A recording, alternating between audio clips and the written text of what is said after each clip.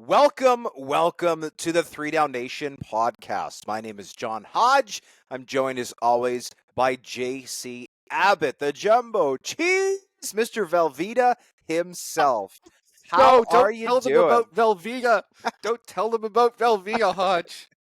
Like any good nickname, it should evolve over time. So I think that the natural progression from Jumbo Cheese to Cheese is Velveeta. What's wrong with Velveeta?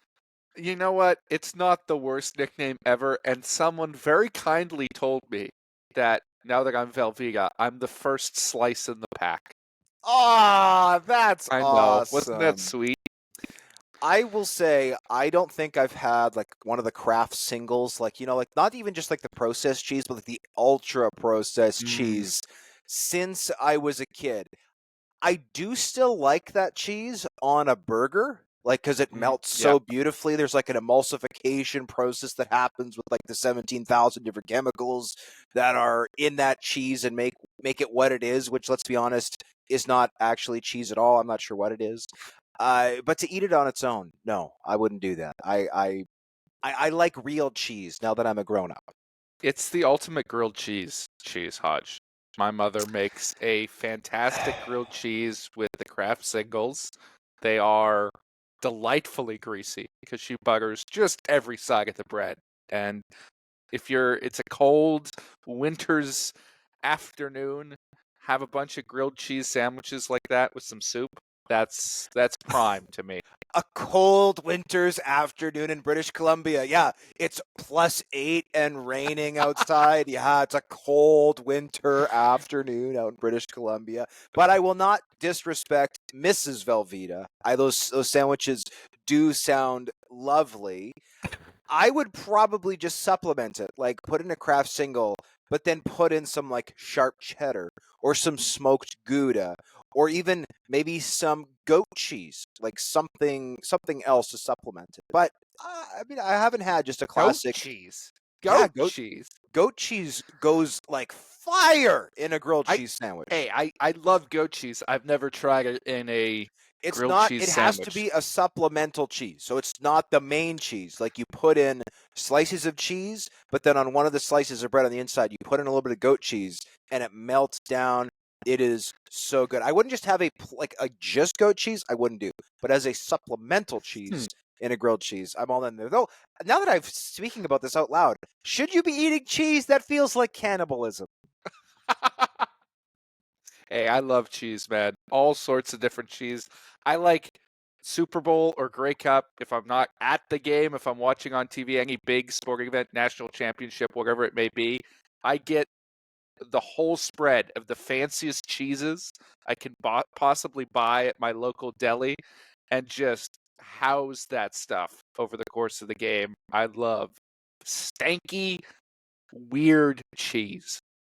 I like fancy cheeses. That's my wife's like Christmas tradition that she grew up with, was they would have fancy cheese on Christmas Eve and Christmas Day, and we have adopted that, and I really enjoy it. But I do not like the stinky stuff. Oh Like a man, you're little missing bit. out. You're missing out. No, I'm not. I am missing out on nothing but bacteria and grossness. I like the sharp The stuff. stinky, I the like the stinkier the flavorful cheese, the stuff. sweeter. The stinky, no.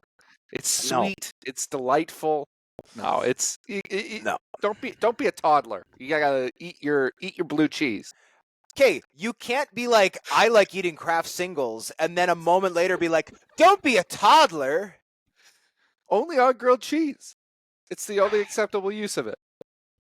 And a burger. It's good on a burger. Yeah. You can't hit a craft single on a Anything cheeseburger. where it's required exclusively to melt. Yes, That is because what it's designed that is for. the reason for ultra processing cheese, right? Is Yeah. to optimize the meltification of the cheese, which is a word I think I just coined, by the way. I don't think that's in the dictionary, but that's fine.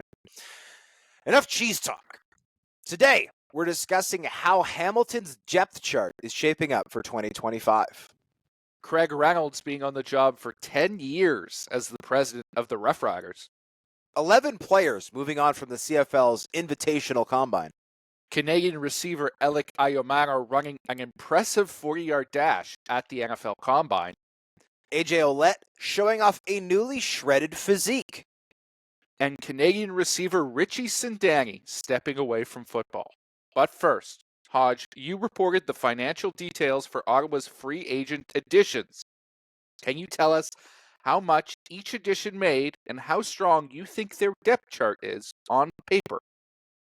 Yeah, we'll run through the signings really quickly. As previously reported by 3DownNation, Eugene Lewis, $223,000 in hard money. He got a $100,000 signing bonus as part of that contract. And I mention that because if, let's say, Eugene Lewis gets hurt, not that he's a injury-prone player, but if he gets hurt, I don't want to hear people on Twitter being like, now the Redblacks can go out and sign a bunch of players because they have all this money. No, he got $100,000 up front. Everything else is, yeah, like it would save a little bit of money if he were to end up on the 6th game for most of the year, but not a lot. That $100,000 is gone. He's only left to be paid $113,000, pardon me, $123,000 the rest of the year. Most of that money has been spent in his pocket already. Peter Godberg got $145,000 in hard money. Bit of a pay cut from what he made with the Riders the last couple of years, but still a good salary for a starting CFL center. I think that dollar figure means there will not be a competition between him and Eric Starzala. He will be the starter in the middle of that offensive line. Matthew Schultz, $112,000 to be the backup to Drew Brown, presumably filling the role that Jeremiah Masoli had a year ago. William Stanback, $106,000 in hard money. I think he's an upgrade there. And then their defensive backs, whether it's Amari Henderson, Robert Priester, Nafis Lyon, Tunde Adeleke, they are all under $100,000 in hard money. So they went bargain bin shopping for sure to fill out that back end. And let's get into that depth chart, by the way. Offensively, this team is pretty sensational. I'm not going to lie. Eugene Lewis and Khalil Pimpleton to the boundary. That might be the best combination of receivers that any team in the CFL has to the boundary right now, assuming, of course, that is, in fact, how the depth chart shapes up. And if you are listening to this or watching this on YouTube, feel free to bring up my article, by the way, on the Redblacks. You can see everything that we're talking about here with the depth chart. Braylon Addison, Justin Hardy, obviously coming off an all-CFL season. The offensive line is unchanged, with the exception of Godber. Their depth, I think, is really good with guys like Jacob Ruby, Starzala, Dante Bull. Huge year for him, going into a contract year, former first overall CFL draft pick. Defensively is where things get a little bit more interesting. The defensive line, which was very good a year ago, is back in its entirety. The linebacking core, I really like the depth. You've got guys like Frankie Griffin and Javon Santos-Knox who have lots of starting experience, but this is also a team that between Davion Taylor, who made 9 starts last year, Ace Ely, who came over from the BC Lions, they've got depth. Adarius Pickett's supposed to be healthy. The secondary, however, the backfield of this defense is where things get interesting. I like Nafis Lyon. I like Robert Priester. Elijah McGee, I thought, played pretty good for this team last year. Lamont is okay. He had a really rough rookie year, I thought, in 2023. I thought last year DeAndre Lamont played better. Amari Henderson really struggled at times in Saskatchewan, so I don't know how this secondary is going to look. Obviously, William Fields, the club's new defensive coordinator, is a defensive back guy, and he also coached a couple of these guys last year in Toronto. If you want to talk about Tunde Adeleke, who they added, Robert Priester. But that, I think, is the only spot I have serious questions about in Ottawa. Overall, I think this offense is better than it was a year ago. I think this defense is better than it was a year ago. And I think that the Redblacks are looking like a 10-plus win team on paper. I absolutely agree with that assessment. I think this is a dramatically improved Redblacks team marching in the right direction. And if you're able to find early MOP odds, I'm on the record as thinking that the MOP could come from this Redblacks offense. In particular, a guy like Khalil Pimpleton. Now that you have Eugene Lewis in that offense and Justin Hardy in that offense that are going to command attention underneath, it's going to be so tough for defenses to prevent Pimpleton from going over the top on them. It really reminds me of what Tommy Condell's offense looked like back with the Hamilton Tiger Cats when a guy named Brandon Banks went off for all those yards and made himself an MOP in the CFL. I think Khalil Pimpleton could have that type of season if he stays healthy based on the makeup of this offense. I'm really, really high on it. As for the defense, I like the fact that they have options, right? A lot of people might say that that is a weak point in the secondary. I don't necessarily know that they're wrong on that, but they have the flexibility to go with a number of different guys depending on who's better coming out of training camp, who's performing at that moment, and who takes the next step in their career, right? Nafis Lyon, I think, is a great addition. I'm not sold on Amari Henderson, but maybe it's CJ Colton who takes that next step. Or maybe it's a guy like Elijah McGee, who they've wanted to start in the past, who can take that next step and go play corner. Maybe Adrian Fry or Bennett Williams in year 2 can take that step, in addition to the veterans that they brought in. I think that's a really smart way to go about constructing your rosters, to say, hey, look, we don't know who's going to start. We know we have to improve. Let's give ourselves 3 or 4 different options, or 3 or 4 different potential combinations in our secondary that we can go with depending on how things shake out and what is going to be best for us at that current moment. I think that virtually guarantees that they'll at least be slightly better than they were at the end of last year, when they really struggled when Pickett wasn't on the field. Interestingly, the only defensive back addition who got a signing bonus, in other words, who has guaranteed money in their deal, was Amari Henderson. $5,000 signing bonus. Ask Rider fans about Amari Henderson. I don't think you could find someone who is more maligned, other than maybe like Tino Sinceri, who 10 years later is still catching strays from Riderville. That being said, he does have length, right? That is very rare for CFL defensive backs. Amari Henderson, 6'3", I think it is, but like long arms. That obviously makes life easy for a defensive back. You do not have to be as fast as other guys when you have 6 or 7 extra inches of height and reach. So we'll see. That is also a position, and you mentioned guys like Colden or guys like Fields, JC, of course. That is a position, right, where generally speaking, teams should be able to find somebody, right? We have rookie defensive backs who come into the CFL every year and do good things. Special teams wise, Lewis Ward obviously as consistent as anybody. Richie Leone, a little bit of a down year last year, but he's still a good punter in this league. And then Devontae Dedman, Tobias Harris, both proven returners. And then you throw in Khalil Pimpleton, who might even get sprinkled into that returning role. And you have to love what this team has on special teams. Bob Dice, the club's head coach, has a background in special teams. And in my opinion, that is highly evident in that part of the roster. I also like some of the depth Canadians this team has, whether it's Lucas Cormier, James Peter, guys who I think should be primed for really, really nice things that they can do on special teams. Aiden John can probably be considered in that group, though Aiden John, arguably, former, I believe it's 3rd-round pick out of St. Mary's, could be primed to do more actual pass rushing this year. I thought that he did a nice job of that in spot duty in 2024, his second year in the league. So I really like this Redblacks team on paper. Obviously, it is still the offseason. It is on paper. We never know what this team will look like in practice. But I think that the Ottawa Redblacks will be a double-digit win team in 2025. They fell just short of that at 9-8-1 in 2024. Obviously, we're outclassed in the postseason, losing the East semifinal to the Argonauts. I like what they have here. The article won't be out until Thursday morning, JC, but I've taken the liberty of reporting the financials for Hamilton's free agent signings as well. Star receiver Kenny Lawler got almost $290,000 in hard money to come over from Winnipeg, while All-West Division offensive lineman Liam Dobson got $210,000 in hard money, and strong side linebacker Reggie Stubblefield will earn almost $150,000 in hard money in 2025. Taking a look at the depth chart I've made, what are the strengths and weaknesses of this roster in Steeltown?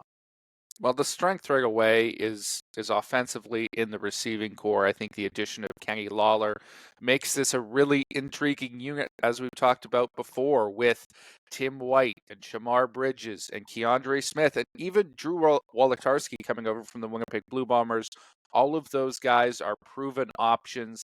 I think that makes for an exciting receiving core with Greg Bell in the backfield, who we know can also go down the seam if necessary. I think Bo Levi Mitchell has an abundance of weapons and a still proven offensive line in front of him that swaps out one starter for Liam Dobson coming in at right guard and Coulter Woodmansey moving over to center, but I still will think will be a top tier unit in this league.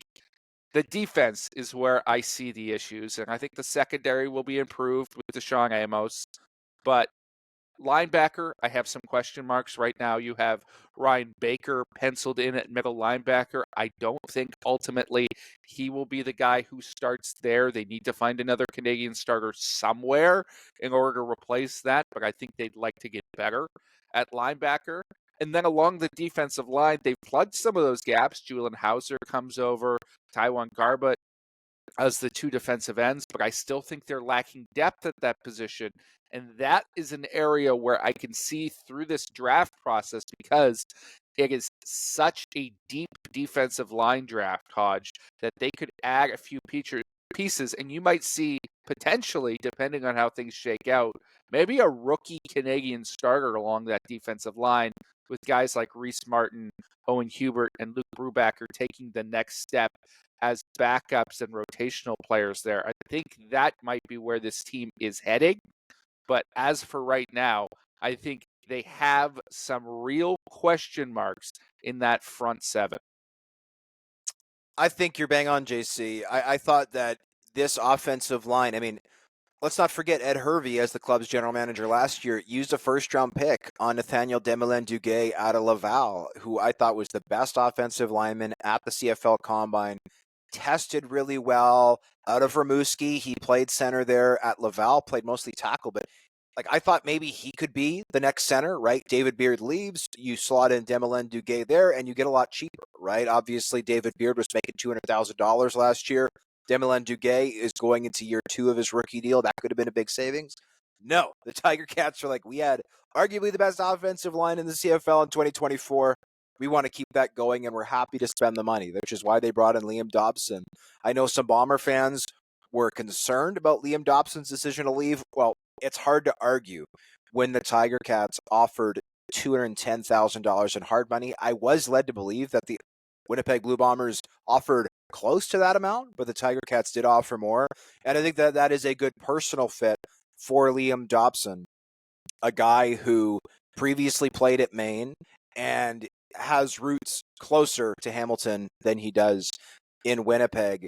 As for the receiving core, it is sensational. I think if you're talking about early MOP odds, Bo Levi Mitchell could be a good buy. He almost won it last year. This receiving core is better than last year's was. And I think year 2 of him working together there with that coaching staff and with everybody else, I think could bode really well. Yes, this is year 3 for him, but he missed so much of 2023. I think that 2024, in a way, was like really the first year that Bo got fully ingratiated into that system. So I like what the Tiger Cats have built here offensively. This team is going to score a lot of points. Defensively, the secondary, I mean, you have to love Stavros Katsantonis at safety. Deshaun Amos, a great add. But I do have some questions about some of these spots. Reggie Stubblefield has only started, I believe it's 13 career CFL games. He's coming off an ACL.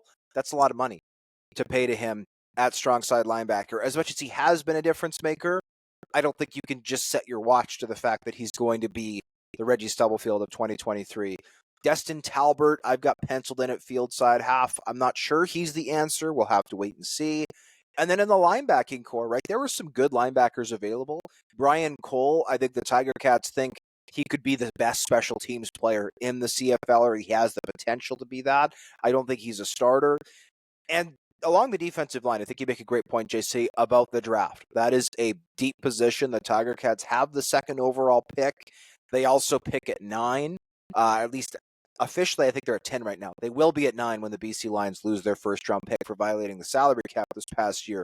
And so I think they could use one or even both of those picks to address the D-line. Should be noted that general manager Ted Gavaya did, in Winnipeg, always have a Canadian starter at defensive tackle. So if that is something that he wants to emulate in Hamilton, I think that's a possibility. Miles Fox, I think, is certainly a serviceable nose tackle, but I don't think he's somebody who is a game wrecker in the middle. Casey Sales is, but that nose tackle spot might be a good spot to either rotate a young Canadian or even, as you said, start a young Canadian. It's tough to make the jump as a starter to the CFL as a rookie for a lot of Canadians, but it's not a bad idea given how deep this defensive line draft is. And if you're the Ticats, I mean, yeah, if you want to go D-line at 2 and get your favorite one, you can, but you're also going to be able to still draft a really good D lineman even in round 3, right? Depending on how many get picked through. So I think that the Tabbies did a good job of attacking the spots in free agency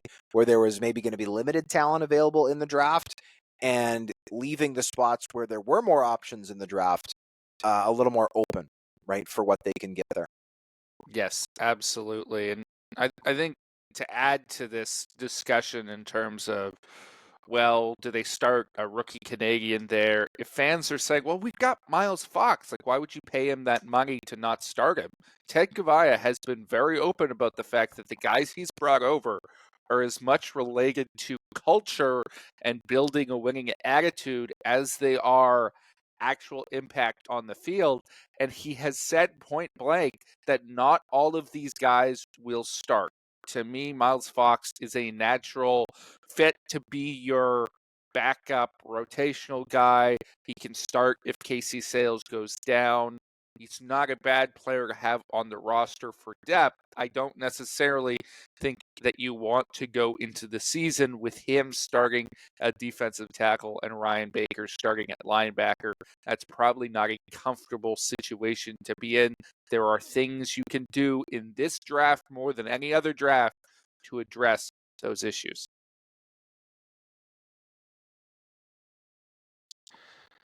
Craig Reynolds has officially been on the job as the president and CEO of the Saskatchewan Roughriders for 10 years, celebrating the anniversary this past week. What grade would you give his performance in his current role? I thought a lot about this, and I'm not going to beat around the bush. I would give him a C. It's a passing grade, but it's not a good grade. And the reason for that is, first off, this team has not been to a Grey Cup since 2013. Appearing and winning Grey Cups is the way that you measure teams generally, right? At least for on-field success. They do have a first place West Division finish in there, and they do have a winning record since Craig Reynolds took over. It's 70, 67, and 1. Kudos to Joel Gasson, our contributor out of Regina, who wrote a really nice column on this and put that stat together. That being said, attendance is down 11% since Craig Reynolds took over. Should be noted that his first year at the helm, they were awful, right? They went 0-9 with Corey Chamberlain as the head coach, Brendan Taman as the GM. Craig Reynolds elected to fire those two individuals at the halfway point of the season, and attendance actually went up in 2016, which is interesting. It trended up until the pandemic hit. Since then, the last 3 seasons, Saskatchewan has averaged in and around 27,000 fans per game. That is not good enough. And I appreciate that the pandemic is a factor in that. A lot of fans who attend Rider games come from outside of Regina to do so. And so when gas prices are high, when inflation is high, that does negatively affect, obviously, the situation there. I also will say the 2022 Grey Cup, I still have a sour taste in my mouth about that for a couple reasons. One was the debacle that was the halftime show. And the other was the fact that the stadium was empty. And I appreciate that Rider fans weren't very excited about the matchup of Andrew Harris versus Winnipeg. That's probably the worst nightmare that Rider Nation had heading into that 2022 season. But that Grey Cup, I've now covered 3 in person. I thought that the Vancouver Grey Cup blew everything else out of the water, and the Hamilton Grey Cup was better than the Regina Grey Cup.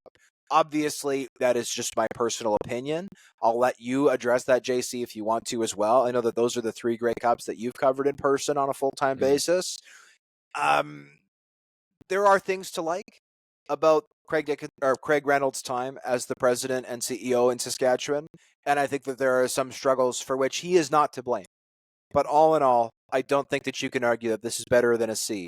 0 Grey Cup wins, 0 Grey Cup appearances, attendance is down, and the team is basically 500 under his watch. That is not a scintillating resume. Yeah, I agree with your Grey Cup rankings of the last 3 there, Hodge. I think you've got them in the correct order. There was just something lacking when it was in Regina. I think partly because of the matchup and the lack of attendance because of fans that bought tickets hoping that their team would be there or they would have something that they wanted to see and then opted not to show up. That was the major factor there, less so than the planning and execution, but it was disappointing nonetheless. As for Craig Reynolds, I'm going to be a little bit kinder than you were. I'm going to give him a B. And my logic for this is, yes, the Riders have not necessarily had, consistent success on the field. I think a president plays a role in that to a certain extent. I don't think you can necessarily blame Craig Reynolds for that. And I think at times he has made moves to change it up when he's needed to. And they have sparked better seasons at certain points, right? It's been a bit of a roller coaster. But I don't necessarily blame him for their lack of success on the field. What I will say is the attendance being down, even though there are external factors, that's on him. And I think the Riders' perception in the marketplace, just nationally and in the context of the CFL, has fallen slightly, right? This was the marquee model franchise when Craig Reynolds took over. Jim Hopson made it that. Everyone looked at the Riders as this shining example of success. And yes, we still acknowledge that they are a rabid fan base, and Rider Nation is literally everywhere in the world. You cannot escape them. But the Bombers have overtaken them.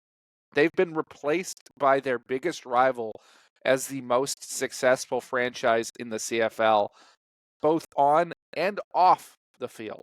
And I don't think that gap is closing anytime soon. In fact, I think it may be widening at this stage. I don't necessarily think he's made the community connections needed to compensate for some of those global events that have drawn fans away from the stadium and prevented them from getting into the building.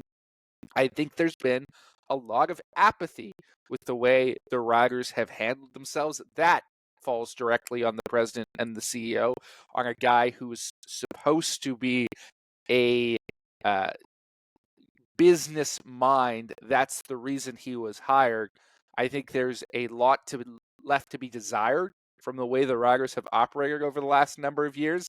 And so because of that, no, they're not in the toilet, but you cannot give him a fantastic grade while they've had average results while playing essentially with house money to start.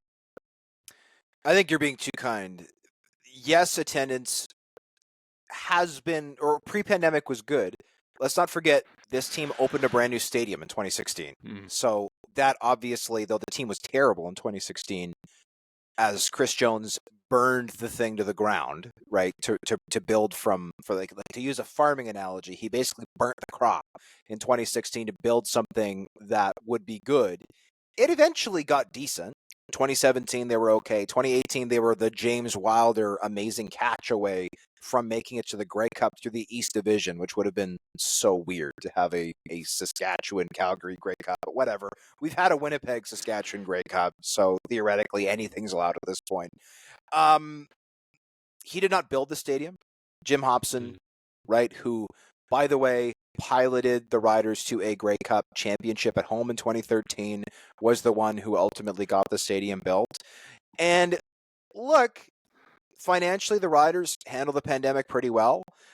But I've also seen on social media, Rider fans pointing to, hey, when you look at the Rider store, like if a new line of CFL merchandise comes out, this hoodie at the Bomber store or in Hamilton or in BC or whatever is $90, and the Riders are charging $115. And this is obviously anecdotal, I've not done a deep dive on reporting on what CFL teams charge for merchandise, but I do know that there are fans in Saskatchewan who have openly grumbled on social media about the fact that they feel like they're paying a premium for the same merchandise that other teams have available that is less expensive, like to an extent they feel taken advantage of.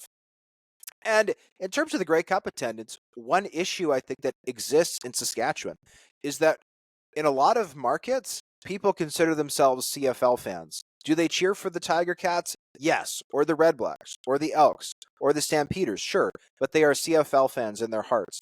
In Saskatchewan, it feels like everybody is a Rider fan, and if the Riders aren't in it, they don't care. And that was on full display in 2022. Now, should it be Craig Reynolds' responsibility to make the entire province of Saskatchewan fall in love not only with the Roughriders, but the CFL as a whole? No. That would be, I think, a bit of a silly thing to say.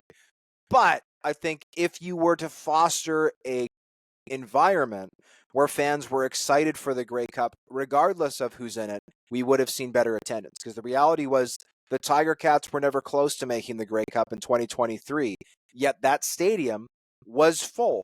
The BC Lions did not get particularly close to hosting or to making it to the Grey Cup in 2024. That stadium was still full, and the Riders had awful attendance. Like what percentage of seats would you say were filled? I thought it was about 50% for that Grey Cup in 2022. 50 is probably a little low, but it's no higher than 70. I would have to look back at my notes, but it was noticeably empty, which I thought was kind of depressing when you look at the fact that the tickets were sold. The tickets sold, right? These are people who would just rather not go, which is disappointing. The other thing I will say, and I'm not sure if this has ever been officially reported, but there are lots of people who behind the scenes in CFL circles will tell you that the reason that the CFL operations cap exists is because when Chris Jones was hired as the head coach and general manager of the Saskatchewan Roughriders, he spent so much money and hired so many scouts across so many different cities and states and places across the United States and North America, was that Craig Reynolds had the idea of what if we capped the spending for everybody? Now, that has not been confirmed by Craig Reynolds himself or the Saskatchewan Roughriders as a team, and I don't believe that that's ever been officially reported.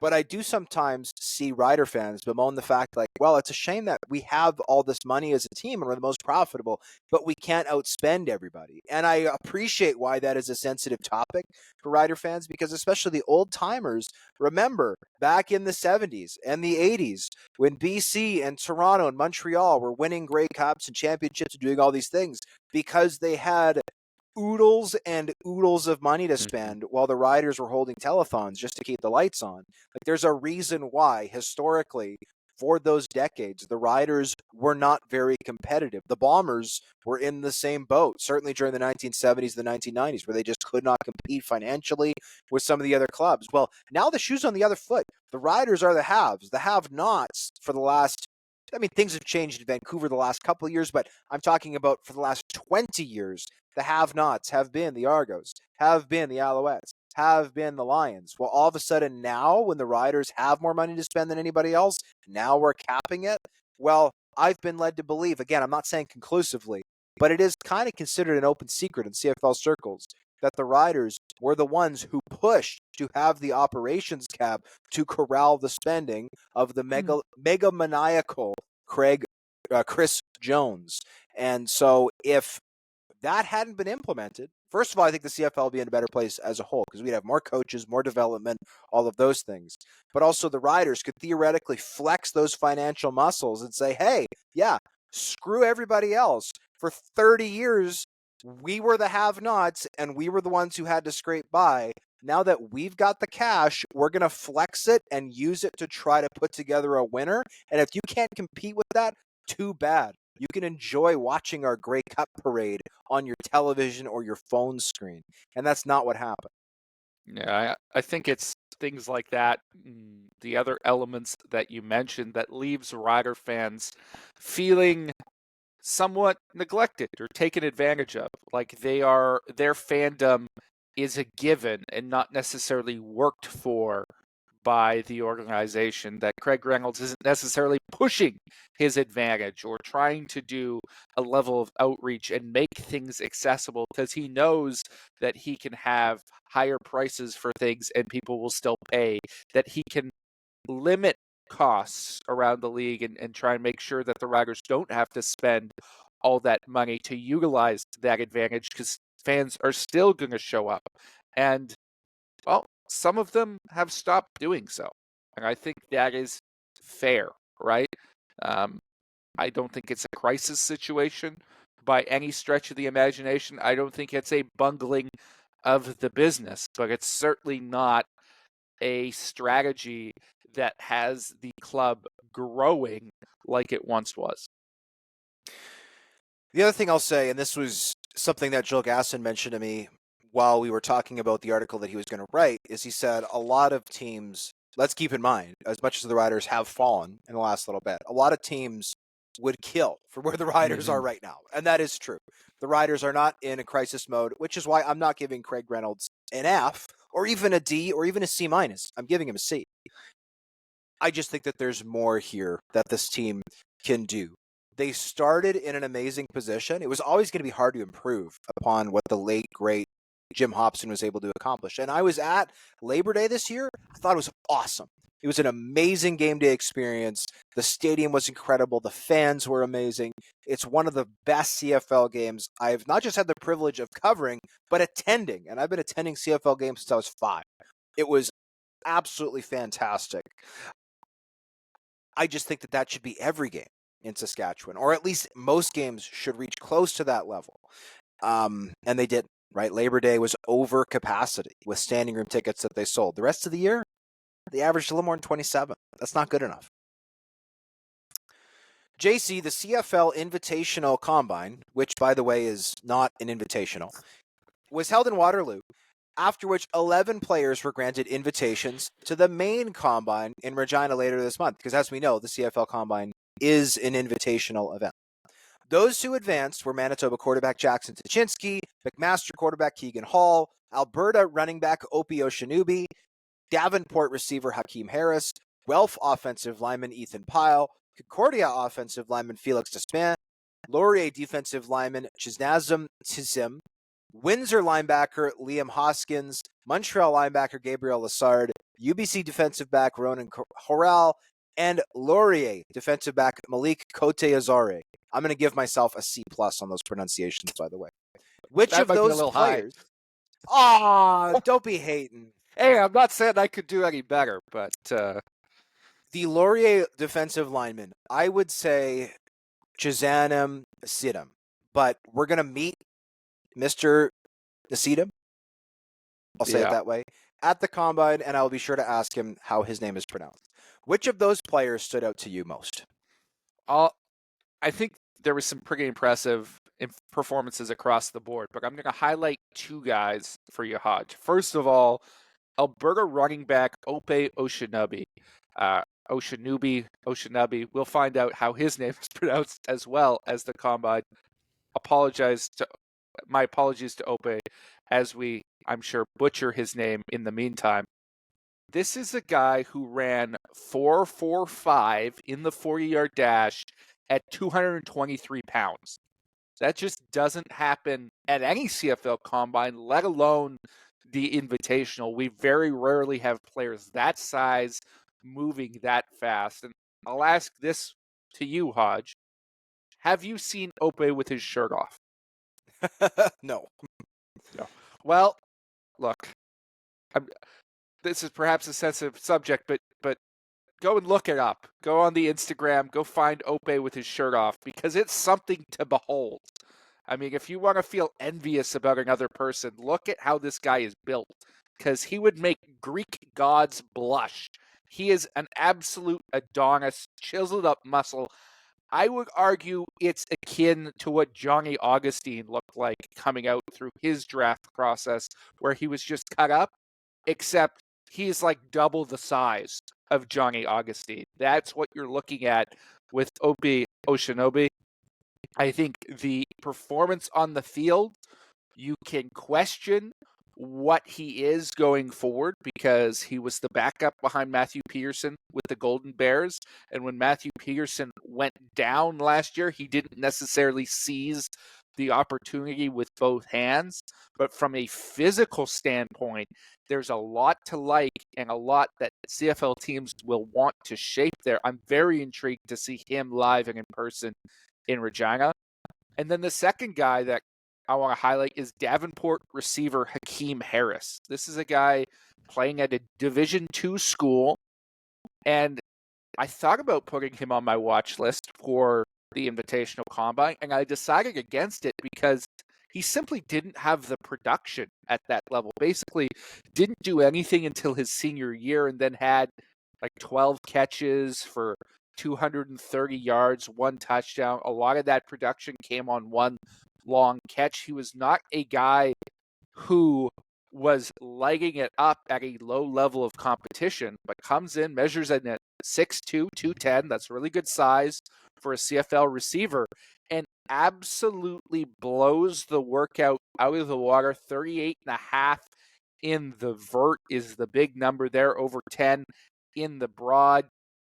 I think he's going to be a really intriguing guy to see in the one-on-ones at the National Combine, and to dig into in terms of why wasn't he more effective at his level of competition? Why wasn't this guy a starter for his entire collegiate career? Because you see the flashes, you see those athletic numbers, and then you're left wondering why there wasn't more dominance, because there are just not many guys at the D2 level who can put up numbers like that at that size. He clearly can, but it didn't translate on the field. I'll be intrigued to see his answers for that as we move through this draft process. Well, that is kind of the hallmark of this event, right? If you're somebody with high athletics or high athleticism and great production, you're going to the main combine. You don't have to go to the Invitational, which, as a reminder, is not invitational. It's an open, anybody can go. If you want to pay your way to Toronto, you can go. I don't think it costs anything to register, but you have to cover your own travel to get to this event. You are not comped. Unlike the main combine, which is an invitational, despite the fact that the word invitational is not in its name. I was at Ope Oshanubi's only 100-yard performance at the collegiate level. In 2023, Matt Peterson, who was on pace to basically break records with the Golden Bears, got hurt relatively early on in that game. And Oshanubi, in I think it was around 3 quarters of work, put up 192 yards along the ground. I was going, who the heck is this guy? I went to that game specifically to watch Matt Peterson. Felt disappointed after he got hurt. By the way, Peterson currently on the depth chart with the Hamilton Tiger Cats. And I left feeling not disappointed at all because I got the chance to watch this guy who looked extremely dynamic. Now, the funny part is that he never had another 100-yard game. Part of that is him sharing the backfield with Matthew Peterson. I also, speaking to some people, there were some concerns maybe about conditioning, but you can't argue, right, with these testing results. 6'1", 223, 25 reps of 225 pounds on the bench, 4.45. There are a lot of NFL legit running backs who are lighter than this, shorter than this, and slower than this, and not as strong as this. Now, the lack of production will hurt Oshanubi. I also don't think he's a guy who CFL teams are going to be like, oh, he's going to be our starter in a year. No, he'll be a guy who is a fullback, a special teams player. A rough comp for him could be Michael Chris Ike, who was a second-round pick to the Winnipeg Blue Bombers last year, as a guy who's cut up, ultra athletic, but didn't have necessarily a ton of production to go along with it. 2 other guys who I will highlight really quickly who fall into a similar category of Oshanubi as not a ton of production, but tested really well, both from the University of Toronto. Hardly a bastion for Vanier Cup success, but a couple of really, really good testers who are interesting. Lucas Stoikos, running back, 5'10", 233, 27 reps on the bench, ran a 4.59. That is really good for a player of his size. The other one I will highlight is at 248 pounds, 6'5", Ryan Collins, who played not just linebacker. He played linebacker this past year, but has previously played DB. He ran a 4.88, which is not like stellar, but is very good for his size. And when you talk to people in and around the league, they will sometimes bemoan the lack of this body type that is available in the draft. Kind of that 235 to 250 pound player, because teams want those type of guys on special teams, right? They don't want 185 pound DBs running down on specials. They want guys who are this size but can also run. And there are lots of players who are this weight, they just can't run. There are also lots of players who run the appropriate time, they're just not heavy enough. So I think these two guys at a U of T have an opportunity, not necessarily to hash out great CFL careers as starters, but be guys who, if they're willing to do the dirty work and learn to block and learn to play specials, have all the physical tools to do so. And again, to me, this is a big part of what this event is about. You're not going to find, there have been some stories, don't get me wrong, of guys becoming CFL starters from this event, but by and large, it is an event to flex those testing numbers, even though you might not have a lot of production. Or if you do have lots of productions, show that you're actually a good athlete, right? And show that you can put up those testing numbers. I thought that these two guys from Toronto flexed in the testing for sure. Yeah, and it's very, it's important to point out that being invited from the Invitational to the National is not necessarily a indication that that player will be drafted, and not being invited is not necessarily an indication that that player will not be drafted. There are lots of guys who don't get the nod up to the main showcase who end up having success or getting drafted by a CFL team because they still proved something and they caught the eye of one particular group. I think if you look at the DB group, obviously Rogan Horrell from UBC gets the nod. He's over 6'1". That's great. Malik Cote-Azar put up fantastic numbers across the board as a smaller DB. He gets elevated because of this. But we talked about Jake Norchurek last week from Manitoba. I don't think he did anything with his testing numbers to dissuade teams from taking a look at him in this draft process. He checked all the boxes across the board as a big DB. And also a guy like Gideon Agay from Calgary tested out really well as a DB who's above 6'1". Those are not very common body types to find in the CFL draft process, and you have to think that teams are going to take a look at those athletic numbers regardless of whether those players actually end up in Regina. You make a good point about Nidichorek. He had the fourth best three cone of anybody. The three cone, and you'd know this better than I do, JC, but I've spoken to people who say that is a short person's drill because it is essentially a lower center of gravity type drill. And yet at 6'4.25", like this is not the U Sports DB who's listed at 6'4" and then measures in at 6'1.5". He was officially measured at 6'4.25". Well, 6'8'2" in the three cone. That is sensational quickness for somebody of that size. Only 205 pounds, only 6 reps on the bench, not amazing. But 4.74 is legit at the 40-yard dash. So Jake Nidichorek, though he did not get an invitation to the main combine, I agree, JC. He will absolutely be in a training camp, likely as a draft pick, because there's just not that many guys who have that athleticism at that size. Elic Ayomanor ran a 4.44 second 40-yard dash at the NFL Combine, where he was the only Canadian who participated in the testing events. Quarterback Curtis Rourke out of Indiana was also in attendance, though he did not participate in testing due to his ongoing ACL recovery. Given how well Ayomanor ran at 6'2" and 206 pounds, where will he get picked in the 2025 NFL Draft? I think I'd put the over-under money for Ayomanor in the second round. I think he doesn't get out of day 2, but he's going to be a late second round, early third round pick in this upcoming draft. Really good size. I thought his testing checked all the boxes. He was great in the jumps. The 40 was really good for his frame. I think it got maybe overshadowed a little bit because of the group he was running with this year. This was, of course, the group with the most receivers to run under a 4.4 in NFL history. They were absolutely ridiculous. Normally, if you run a 4.44, you're going to be in the top 10 of finishers in this event for your position.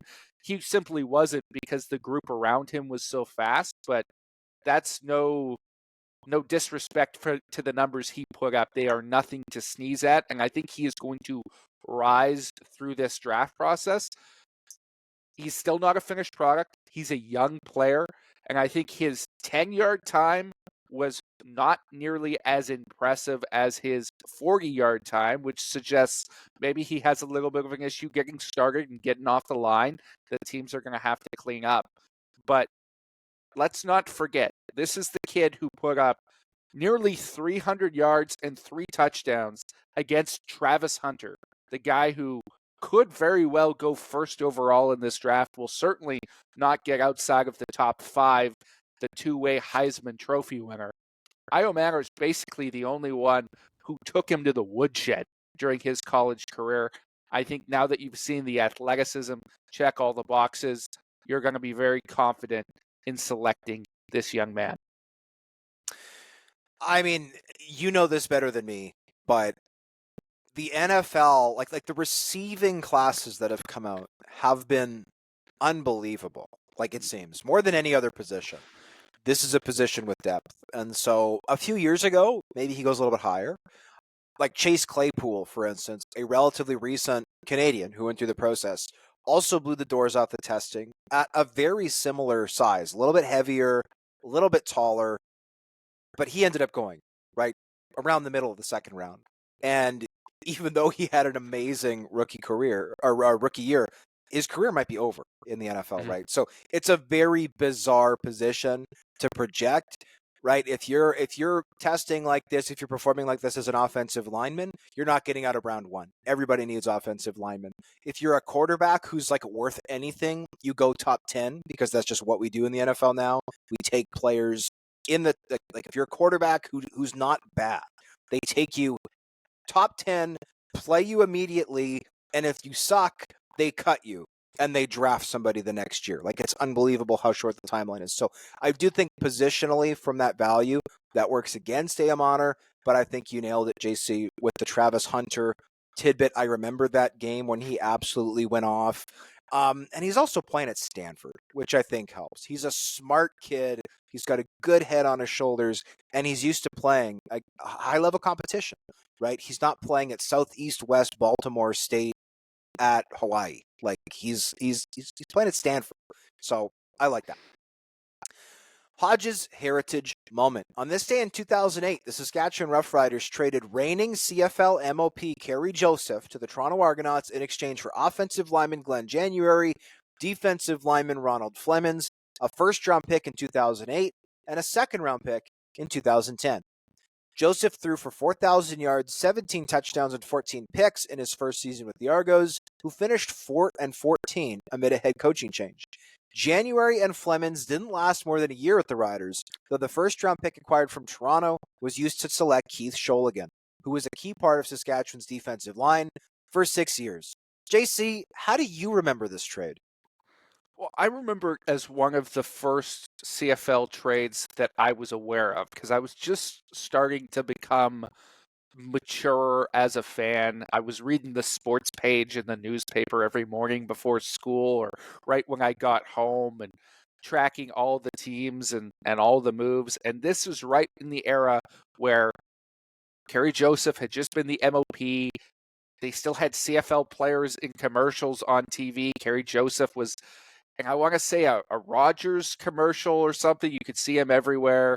They had the Gibson's Finest ads for awards voting, and Kerry Joseph was always the front headliner for that as the Riders quarterback.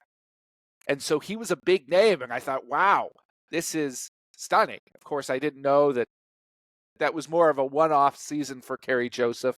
Didn't truly understand who he was as a player yet.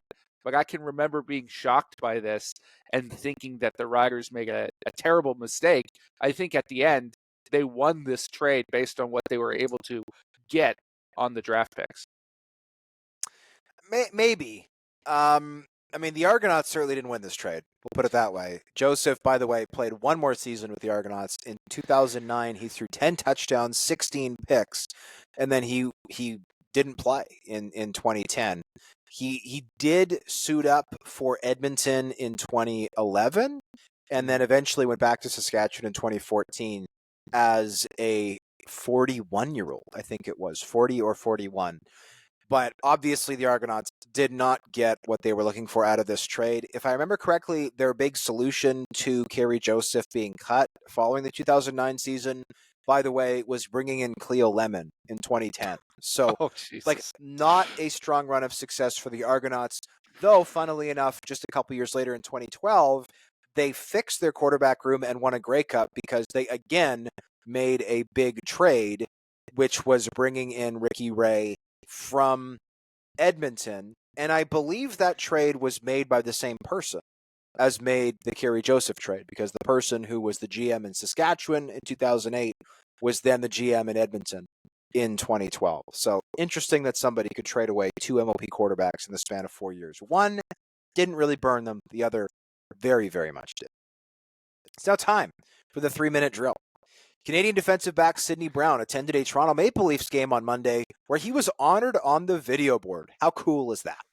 It's great to see a Super Bowl champion honored like that, but what I want to know is there going to be beef between the Brown twins? Because Chase Brown visited the Montreal Canadiens earlier this year, saw their training facility, got a jersey and the whole 9 yards, did some videos with the team. Are we going to have an old school hockey scrap between the two twins wearing their respective jerseys? I don't know. I'd pay to see it. Mustafa Johnson signed a contract extension with the Montreal Alouettes through 2026. How important is he to their defense?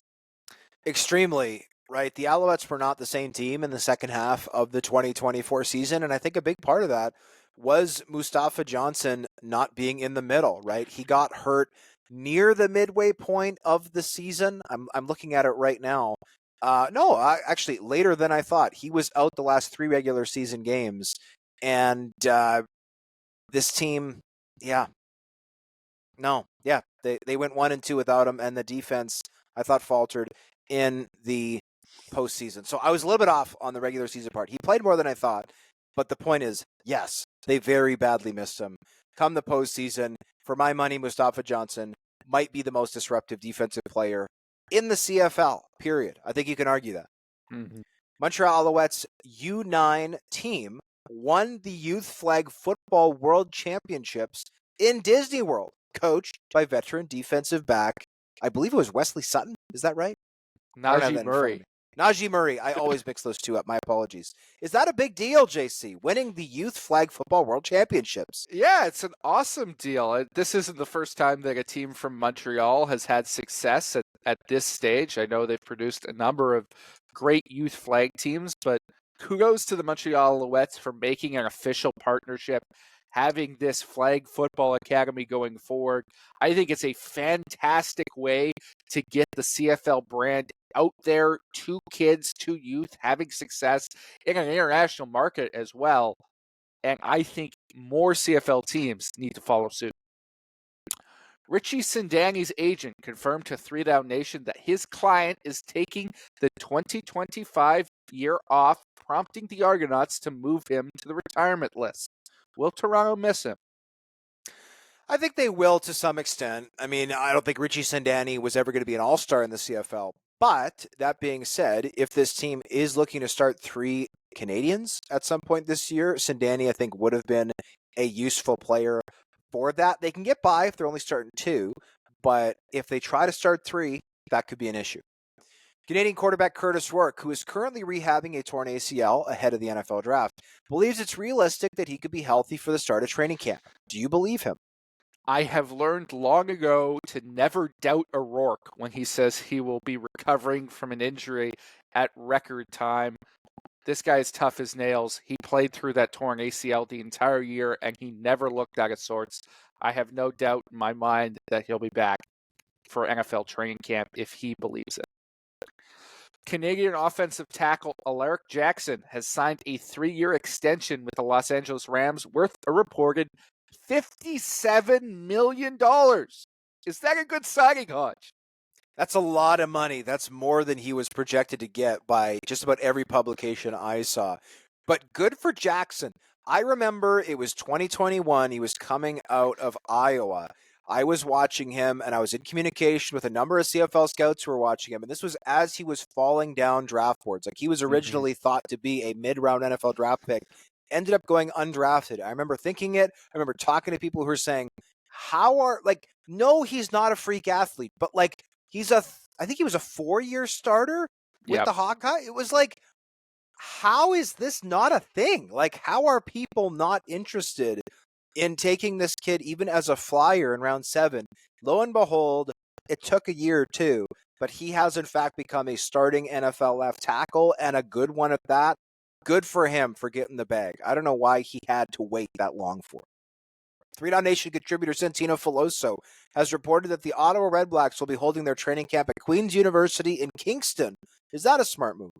I think it is. I've come around on CFL teams taking their training camp further afield every year. I think it's a good way to connect with new communities of fans, spread the love, potentially attract some people to make a road trip out to your home games, and make sure that fans from markets that don't necessarily get to see the CFL all the time in person can connect with this product. I love the fact that the Redblacks will be at that beautiful Richardson Stadium for training camp. AJ Ouellette took to Instagram to reveal a newly shredded 200-pound physique, down 25 pounds from his usual playing weight. Do you think that'll help him coming the start of the season? I do. And by the way, I can confirm that he's down 25 pounds because as he lost them, I think I found them. So he has lost the weight. He looks great. And I'll say this. I saw some feedback, people saying, well, that doesn't make any sense for him. How's he going to run over people? Well, sorry. AJ Ouellette didn't run over anybody in 2024. He needs to run around them, and I don't think he's going to miss this weight. He's, I think, going to be a better player than he was this past year because he was not very useful for the Riders, frankly, in 2024. I like the idea of shaking things up for 2025 because I don't think the status quo was going to make much sense. Dakota Prukop has been named the quarterback's coach of the Calgary Stampeders after Beau Baldwin resigned due to personal health issues. Will Prukop be a good addition to that staff? I think he could be. I think sometimes people will look at this hire and go, well, he wasn't that great as a player. Great short yardage guy, but not necessarily a great quarterback. I don't think that holds you back as a coach. He's been around this league for a long time. He's seen the inside of a lot of locker rooms. He's learned a lot of different systems. I think that he will be very good in this role. Team Saskatchewan is wearing Roughrider gloves while competing in this year's Brier. How'd that come about? Well, I spoke to Kevin Marsh, the team's second. His twin brother Dan plays lead. All these twins, JC. We're talking about the Philpotts. We're talking about the Browns. We're talking about the Ford brothers. I don't know what it is with twins in athletics, but the Marsh twins were on a tour of Mosaic Stadium when the Brier was in Regina in 2024 when they casually commented, hey, these gloves would be great for curling. And since then, Gordy, the equipment manager of the Roughriders, has been hooking them up with gloves. So they wanted a big shout out to Gordy, and I will honor that. Shout out Gordy for hooking Team Saskatchewan up. Mike McEwen, 6-0 to start the Brier this year. BMO Field in Toronto, pardon me, BMO, I always say BMO and then I get roasted. BMO Field in Toronto is getting $150 million in upgrades ahead of the 2026 FIFA World Cup. Do you think that could help boost attendance for the Argonauts? I'm ambivalent towards this at this stage. I don't necessarily think it will have a positive or negative effect on the Argonauts, but having a better stadium is never a bad thing. Perhaps the Calgary Stampeders should take note. Hey, they could do $150 million of upgrades to McMahon, and then it would be worth about $120 million. That would be great. On that note, we thank you as always for listening to the 3DownNation podcast. Don't forget to rate and subscribe. Give us 5 stars, the full thing. That is always helpful. We'll see you next week for our next episode.